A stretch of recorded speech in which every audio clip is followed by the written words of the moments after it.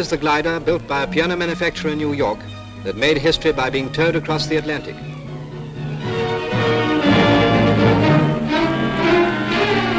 These pictures show the start of this amazing flight, as radio, aircraft and motor spares, also vaccine for Russia, to a tune of 1.5 tons are loaded. The pilot, squadron leader says, DFC, looks happy and full of confidence. The towing aircraft is a Douglas DC-3. All is ready for the takeoff, and apart from constant strain, this is perhaps the most difficult part of the flight. Should the pilot allow the glider to get too high before the tug is airborne, it would lift the tail of the tug, and in terms of the RAF, you've had it. Well, no such thing happened, and the pair got away to a fine start. The physical strain involved is considerable. Concentration becomes almost hypnotic. In the words the squadron leader says, looking hard at one thing all the time fastens it on you, so that you just cannot get rid of it. The 3,500-mile journey, which took 28 hours, was accomplished without incident, and here the glider, now cast off from the tug, prepares to land in Britain.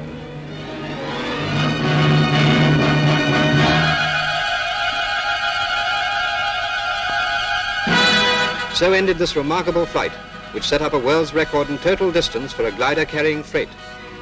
Described officially as purely routine, it was only made possible after months of exhaustive experiments. Squadron leader Sayers and Goebel of the glider. Flight Lieutenants Longhurst and Thompson with the crew of the tug.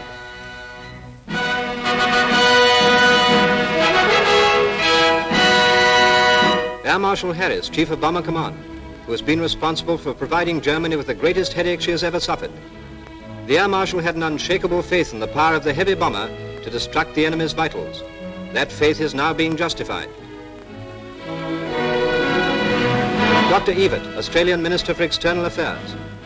It was Dr. Ebert who persuaded Mr. Churchill to send Spitfires to Australia when that country was in peril from the Japanese invasion.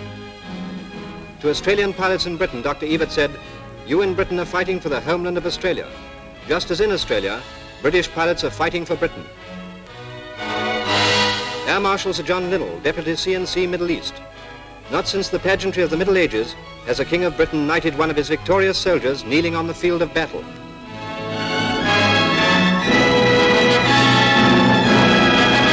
Admiral Mountbatten, now Supreme Commander-in-Chief, Southern Asia.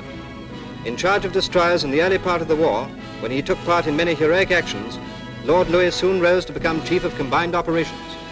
His new appointment will ensure Britain's full part in the pending offensive actions in the Pacific.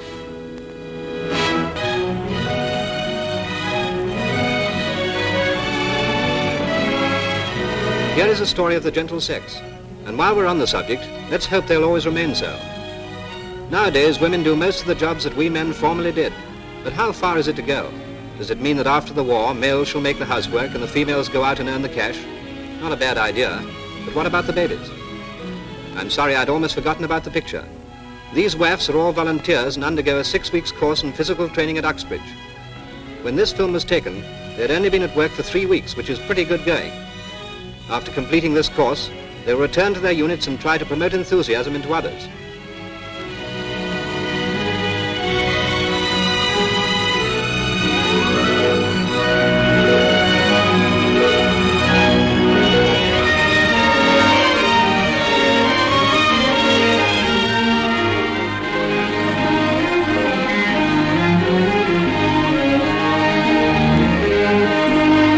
The officer in charge dismounts as a small boy shyly presents her with a bouquet.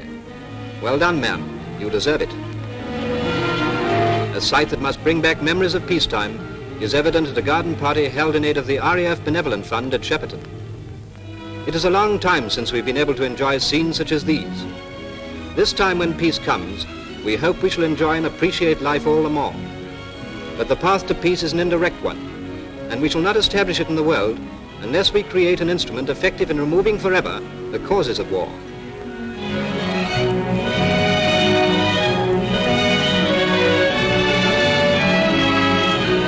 Air Chief Marshal Sir Philip Joubert gives away the prizes at the conclusion of a very successful afternoon.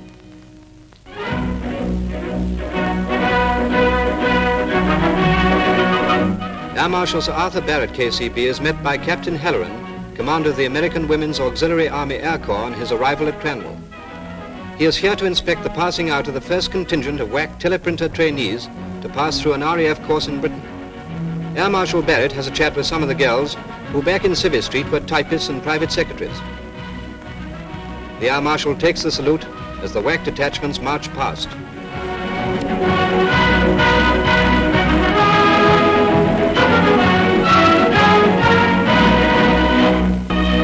The last Whitley to come off the line is slowly taken from its hangar. Production will now cease and no more of these grand old warriors will be built. Beginning their active service career with the leaflet raids over Berlin, the Whitley became the mainstay of bomber command in the early months of the war. When our new 4-engine machines became available in sufficient numbers, the Whitley was taken off night bombing and used extensively for the air training of paratroops. They carried the men on the first British paratroop raid on Italy. The managing director bids goodbye to the ferry pilot as the factory turns over to the manufacture of the now famous Lancaster.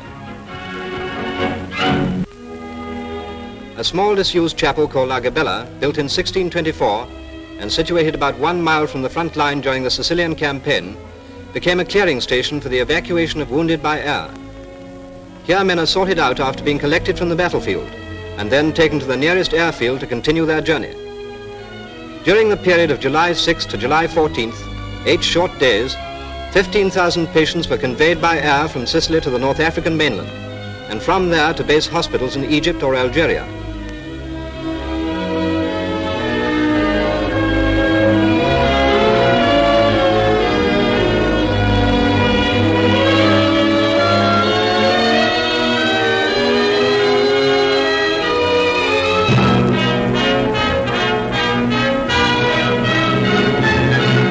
The arrangements for this great movement, instrumental in saving the lives of many men, were under the direction of the principal medical officer in North Africa, the organization being maintained by the united efforts of the Royal Air Force and the medical service of the United States Army Air Force.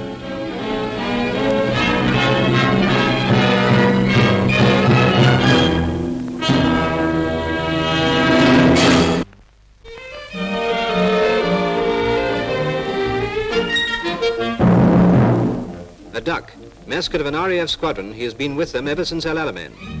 She is seen toying with a half-pint prior to invading Italy. Eggs. No powdered stuff here, only the old-fashioned kind with shells. Watch him, brother, he's hot.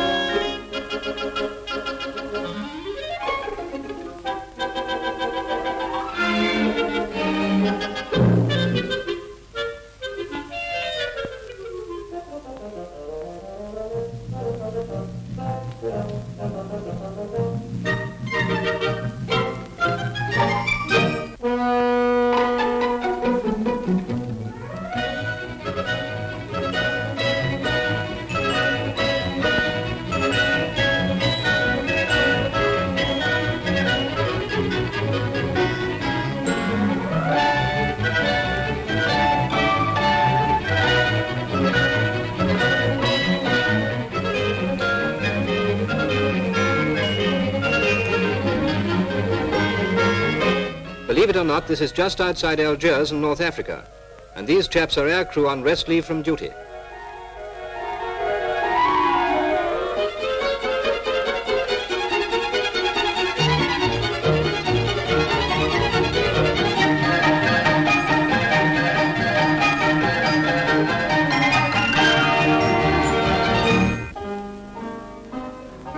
And so the lighter side comes to an end, with the C&C Sir Arthur Tedder visiting his men in a club for airmen. The club, second of its kind, was presented by the French, being managed and staffed entirely by them.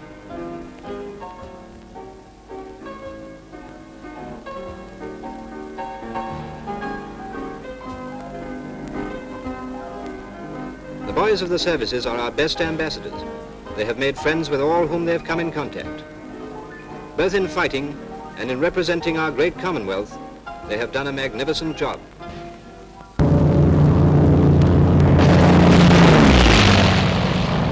There she goes, boys, as fine an engine as ever came out of German yarn. Priority building of locomotives in Germany is the order. The reason being that locomotive busting is one of the most popular sports of the RAF. You make 'em, we bust 'em. Watch.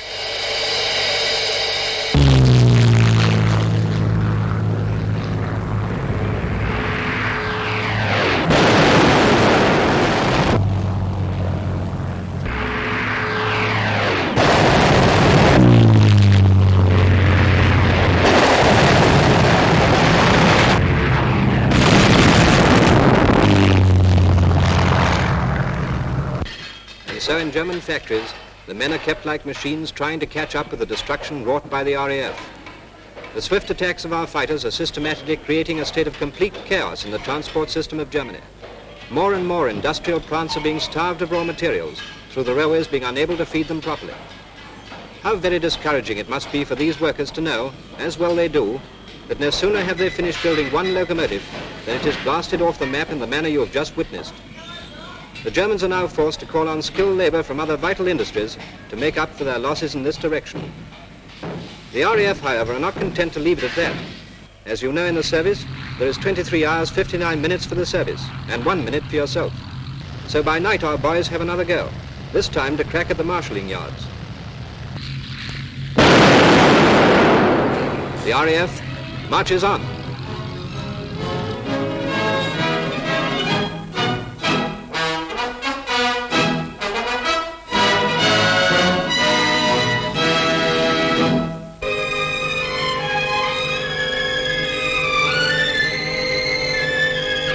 Paris, a strange Paris. From the opera, unwelcome visitors quickly race towards the Madeleine. 2 policemen salute. Past the Madeleine, nobody. Past the Place de la Concorde, the streets have emptied. Hitler is in Paris. In the Champs-Élysées, a priest crosses hurriedly. The Arc de Triomphe stands proudly, while underneath an unknown soldier trembles. The soul of Paris is gone. The people have lost all power of thought. Only the dead and the cold, bleak buildings welcome the devil as he gazes on a conquered city. Another French city. The Allies have just entered the town. Perhaps through these cheering, laughing, crying people, the thoughts of millions is being expressed. Hope is being reborn, and with it, the soul of France. The aircraft carrier Bern rejoins the United Nations. The only ship of its kind in the French fleet, the Bern was interned in Martinique by the local authorities after the collapse of France. This ship, though of medium tonnage, is a most welcome addition to our overtaxed fleet of aircraft carriers. The Bern now joins the other units of the French Navy. We wish her good luck and good hunting.